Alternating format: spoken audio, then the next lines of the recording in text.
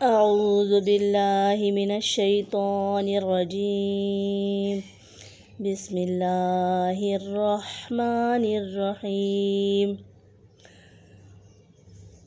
الحمد للہ رب العالمین والصلاة والسلام علی سید الانبیاء والمرسلین اما بعد فاعوذ باللہ من الشیطان الرجیم بسم اللہ الرحمن الرحیم۔ کل ہم نے سبق نمبر 18 پڑھا تھا، مدات، حروف مقطعات پڑھے تھے۔ آج ہم پڑھیں گے سبق نمبر 19 زائد الف۔ زائد الف قرآن پاک میں بعض جگہ الف پر گول دائرہ یا پلس کا نشان، اب جو ہے گول دائرے کا نشان بناتے ہیں۔ پہلے وقتوں میں پرانے اگر ہم قاعدے اور قرآن پاک اٹھائیں تو اس میں پلس کا نشان بنا ہوتا تھا۔ جہاں گول دائرہ ہوتا ہے ایسے الف کو زائد الف کہتے ہیں۔ اس الف کو پڑھنے یا نہ پڑھنے کی تفصیل یہ ہے، قرآن پاک میں جس جگہ گول دائرہ جس الف پر بنا ہو اس الف کو زائد الف کہتے ہیں، اس الف کو نہیں پڑھتے۔ ان چھ کلمات میں زائد الف کو وقف کی صورت میں پڑھیں گے لیکن وصل کی صورت میں نہیں پڑھیں گے۔ وصل کہتے ہیں ہجوں کو، جو ہم لوگ کہتے ہیں نا ہجے کریں یا جوڑ کریں، اس کو کہتے ہیں وصل۔ اور وقف آپ کو پتہ ہے رک جانا یعنی کہ وقف کر دینا۔ ان 6 کلمات میں زائد الف کو وقف میں یعنی رکنے کی صورت میں پڑھیں گے لیکن وصل میں ملا کر نہیں پڑھیں گے، یعنی کہ ہجوں میں ملا کر نہیں پڑھیں گے اس الف کو جس الف پر گول دائرہ بنا ہے۔ اسی طرح ہم پڑھتے ہیں نمبر 1 ہے اعوذ باللہ من الشیطان الرجیم بسم اللہ الرحمن الرحیم اللہم افتح علینا حکمتک وانشر علینا رحمتک یا ذا الجلال والاکرام بسم اللہ الرحمن الرحیم رب زدنی علما رب زدنی علما رب زدنی علما۔ لام کھڑا زبر لا، کاف نون زیر کن، لیکن، نون زبر نا۔ دیکھیں یہاں نون الف زبر نا کی صورت بنی ہوئی ہے مگر یہاں پر گول دائرہ لگا ہوا ہے، اس الف کو زائد الف کہتے ہیں۔ قرآن پاک میں جس جگہ یہ الف آئے گا اس الف کو نہیں پڑھیں گے، وقف کی صورت میں پڑھیں گے۔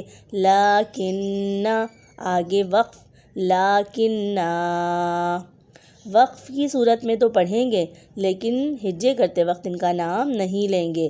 حمزہ زا زبر از، زا پیش زو، ازو، نون واو پیش نو، ازنو، نون زبر نا، ازنونا۔ وقف کی صورت میں پڑھیں گے اب ازنونا۔ الرسول، آگے وقف، الرسول۔ السبیل، آگے وقف، السبیل۔ قاف زبر قا، واو الف زبر وا، قوا۔ دیکھیں واو الف زبر وا پڑھا ہم نے، اس الف پہ دائرہ نہیں بنا، اس الف کو پڑھیں گے۔ یہاں حرف مدہ ہے، جس الف کے اوپر گول دائرہ بنا ہوگا اس الف کو نہیں پڑھیں گے۔ را یا زیدی قواری، را زبر را، اب اس والے الف کو نہیں پڑھیں گے، یہاں گول دائرہ بنا ہے، را زبر را پڑھیں گے، قواری را۔ لیکن اب وقف کی صورت میں پڑھیں گے قواری را۔ یہ 2 دفعہ آیا ہے قرآن پاک میں قواری را، ایک دفعہ وقف کے ساتھ آیا اور ایک دفعہ ایسے ہی سورۃ الدہر میں ہے یہ، تو اس کو ہم پہلا، یہاں لکھا ہے پہلا والا قواری را ہے یہ۔ ہمیں اتنا ذہن نشین کرنا ہے کہ ہمیں پختہ یاد ہو جائے کہ قرآن پاک میں 2 جگہ قواری را آیا ہے، سورہ دہر میں ہی آیا ہے دونوں جگہ، تو ہم اس کو کس طرح پڑھیں گے، ہمیں اتنا پختہ یاد کر لیں کہ جب زائد الف آئے گا تو اس الف کو نہیں پڑھیں گے، جب زائد الف آئے گا تو اس الف کو نہیں پڑھیں گے، اور اس کے برابر میں جو پہلا الف ہے اس الف کو پڑھیں گے، وہاں زائد الف نہیں ہے، وہاں دائرہ نہیں بنا، یہاں پہلا اور دوسرا لکھا جاتا ہے۔ اب قرآن جب ہمیں بعض گھریلو اتنی باتیں ہمیں یاد ہو جاتی ہیں کہ پرانی سے پرانی یاد رہتی ہیں، تو یہ میرے خیال کوئی بھی مشکل نہیں ہے کہ صرف 2 لفظ پہلا اور دوسرا قواریرا زائد الف نہیں پڑھیں گے، دوسرے میں بھی قواریرا زائد الف نہیں پڑھیں گے، لیکن وقف کی صورت میں دونوں کا الف پڑھیں گے، قواریرا، آگے وقف قواریرا کھینچیں گے۔ انا کو وقف میں اور وصل میں دونوں میں ایک جیسا ہی پڑھنا ہے، زائد الف کو نہیں پڑھنا۔ انا کے نیچے لکھا ہوتا ہے ہر جگہ جب انا آئے گا تو ہمیں ایسا ہی پڑھنا ہوگا، نہ وقف میں کھینچیں گے اور نہ ہجوں میں کھینچیں گے، نہ وقف میں کھینچیں گے نہ وصل میں کھینچیں گے، انا۔ قرآن پاک کے اس کلمے میں سلاسلہ سورۃ الدہر کے زائد میں آئی ہے، یہ بھی زائد الف کو وقف میں پڑھنا اور نہ پڑھنا دونوں جائز ہیں، زائد الف کو پڑھنا اور نہ پڑھنا دونوں جائز ہیں، البتہ وصل میں زائد الف کو نہیں پڑھتے۔ دیکھیں ہمیں بار بار بتا رہے ہیں کہ زائد الف کو ہم ہجو کرتے وقت نہیں پڑھیں گے۔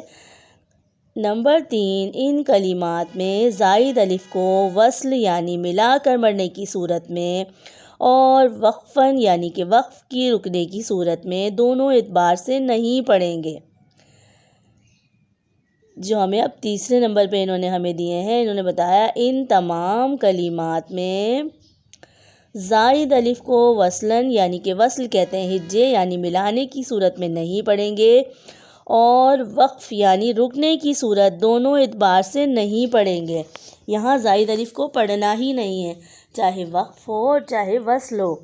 وہاں اوپر پہلا قواریرا آیا تھا تو اس کو ایک وقف میں کھینچیں گے، نیچے والے کو قواریرا جو دوسرا آ رہا ہے اس کو نہیں کھینچیں گے، چاہے وقف ہو چاہے ہجو کرتے ہوئے ہوں۔ افا اماتا، دیکھیں اس کو اس کی ہجے ایسے کریں گے، حمزہ زبر آ، فا زبر فا، افا، حمزہ نون میم زیر ام، افا ام، میم الف زبر ما، افا اما، تا زبر تا، افا اماتا، میم مشدد میں غنہ بھی کریں گے، نون ساکن کے بعد حروف یرملون میں سے میم آ رہا ہے، ادغام کا قاعدہ ہے، غنہ بھی کریں گے، یعنی کہ ادغام مع الغنہ کا قاعدہ ہے۔ افا امتا لَإِلَى اللَّهِ، اوپر والے جو ہم نے 6 ورڈ پڑھے تھے اس میں ہم نے وقف کیا تھا، وقف میں اسے کھینچا تھا، لیکن یہاں وقف اور وصل دونوں میں نہیں پڑھیں گے، دونوں کے اعتبار سے ہمیں یہ منع کر رہے ہیں کہ ہمیں نہیں کھینچنا۔ لَإِلَى الْجَحِيمِ مَلَئِهِ وَلَأَوْدَعُوا وَمَلَئِهِمْ ثَمُودَ لِتَتْلُوَ لَن نَّدْعُوَ لِيَرْبُوَ فِيهِ لِيَبْلُوَ وَنَبْلُوَ قَوَارِيرَ۔ اب ہمیں نمبر 4 بھی پڑھنا ہے۔ نمبر 4 میں لکھا ہے چوتھی لائن میں ان تمام کلمات کے لفظ یعنی انا میں زائد الف نہیں ہے، لہٰذا اس الف کو پڑھیں گے۔ ان تمام کلمات میں یہ جو ہمارے پاس 5 کلمے لکھے ہوئے ہیں ان میں انا لفظ نہیں لکھا ہوا، وہ ورڈ کے بیچ میں ملا کر لکھا گیا ہے، وہ صرف انا نہیں ہے۔ انا کے معنی ہوتا ہے ہر جگہ، اسے ہر جگہ ایک جیسا پڑھنا ہے، لیکن یہاں انا نہیں ہے، یہ پورا ایک ورڈ ہے، اس لیے یہاں پر تمام الف کو پڑھیں گے۔ علیکم الانامل اناسیہ انابو للانام من اناب۔ انشاءاللہ اس سے آگے تختی ہم کل پڑھیں گے۔ اب ہمارا قاعدہ ختم ہو رہا ہے، انشاءاللہ قاعدہ ختم ہو جائے گا تو انشاءاللہ اس کے قواعد کو بھی ہم دوبارہ دہرا کر ایک مرتبہ ہم تمام قواعد دہرا لیں گے، پیچھے سوال و جواب کی صورت میں موجود ہیں انشاءاللہ تعالی۔ اس کے بعد ہم اما پارہ شروع کریں گے۔ میری تمام لوگوں سے گزارش ہے کہ اپنا تھوڑا سا ٹائم، اگر 10 سے 20 منٹ کا یہ میں پڑھا رہی ہوں، تھوڑا سا ٹائم قرآن پاک کو دے لیں اور قرآن پاک اچھا کر لیں۔ ہر چیز کی خوبصورتی کے لیے ہم کتنی کوشش کرتے ہیں، اپنا ڈریس لاتے ہیں، اس پہ ہم بیلیں لگاتے ہیں، اس پہ اچھے اچھے کلر کی پائپینیں لگاتے ہیں، خوبصورت بناتے ہیں نا اسے، تو ہم قرآن پاک کو خوبصورت کرنے کے لیے کیا 10 منٹ نہیں دے سکتے؟ تو ہم چاہتے ہیں کہ ہم اپنا سارا وقت قرآن پاک میں دیں اور اپنے خوب اچھی طرح مخارج نکالیں، اسے پڑھیں، اسے دیکھیں۔ اسے دیکھنے کا بھی ثواب ہے، اسے چھونے کا بھی ثواب ہے، اسے پڑھنے کا بھی ثواب ہے۔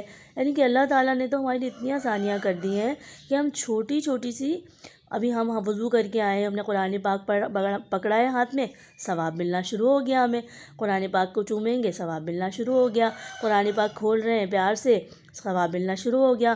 قرآن پاک کو محبت سے دیکھیں گے، محبت سے پڑھیں گے اور اچھا پڑھیں گے، ہر لفظ کو اچھا سا نکالیں گے تو اللہ پاک ہمیں دگنا ثواب دے گا کہ دیکھو ہم کوشش کر رہے ہیں۔ کوئی چھوٹا، کوئی بڑا، کوئی بوڑھا نہیں ہوتا۔ قرآن پاک جب دل لگے جب پڑھیں، جب دل لگے جب پڑھیں۔ قرآن پاک کو اپنی زندگی بنا لیں، ایسے ہو جائیں کہ پانی ہو گئے ہیں، آپ سمجھ لیں۔ جیسے پانی ہر وقت بہتا رہتا ہے نا سمندر کا، ہر وقت زمین میں رہتا ہے، ہر وقت بہتا رہتا ہے، اسی طرح آپ قرآن پاک کو بنا لیں۔ بس قرآن پاک آپ نے پڑھنا ہے، جب بھی پانچوں ٹائم وضو کریں نماز کے لیے، قرآن پاک اٹھائیں، ایک رکوع پڑھیں اور رکھ دیں، قرآن پاک اٹھائیں، سورہ مزمل پڑھیں رکھ دیں، قرآن پاک اٹھائیں، عشاء میں سورہ ملک پڑھیں رکھ دیں، مغرب کے بعد قرآن پاک اٹھائیں، سورہ واقعہ پڑھیں رکھ دیں۔ سورہ واقعہ کی بڑی اللہ تعالیٰ نے وہ دی ہے برکت کہ جس گھر میں سورۃ الواقعہ پڑھی جائے گی، اس گھر میں اللہ تعالیٰ نے پکا وعدہ کیا ہے کہ وہ بھوکا نہیں سوئے گا، میں غیب سے اسے رزق دوں گا۔ ہم چاہتے ہیں ہمیں رزق بھی ملے، ہمارے گھر میں برکت بھی ہو، ہمارے گھر میں سب کچھ ہو، ہمارے گھر میں دنیا کی ہر شے ہو، لیکن ہم تو نہیں پڑھتے سورہ واقعہ۔ ہم ساری عورتوں کو، ہمارے نبی نے فرمایا اپنی عورتوں کو فرما دو کہ اپنی عورتوں سے کہہ دو کہ تمہاری عورتیں روزانہ سورۃ الواقعہ کی تلاوت کریں۔ جس گھر میں سورۃ الواقعہ کی تلاوت ہوگی اس گھر میں کبھی بھی فاقہ نہیں ہوگا۔ اللہ تعالیٰ کا پکا وعدہ ہے کہ میں تمہیں کھانا دوں گا۔ لوگ کہتے ہیں ہم اتنے پریشان ہیں، ہم ایسے ہیں، ہمارے شوہر کی جاب نہیں ہے، ہمارے گھر میں برکت نہیں ہے، ہمارے گھر میں یہ مسئلہ ہے۔ آپ اللہ تعالیٰ کی بات مانیں، اللہ تعالیٰ نے قرآن پاک بھیجا ہے، اس میں ہر چیز موجود ہے، کسی کے پاس جانے کی ضرورت نہیں ہے۔ اللہ پاک ہم سب کو ان باتوں پر عمل کرنے کی توفیق عطا فرمائے۔ اللہم آمین۔ صدق اللہ العظیم۔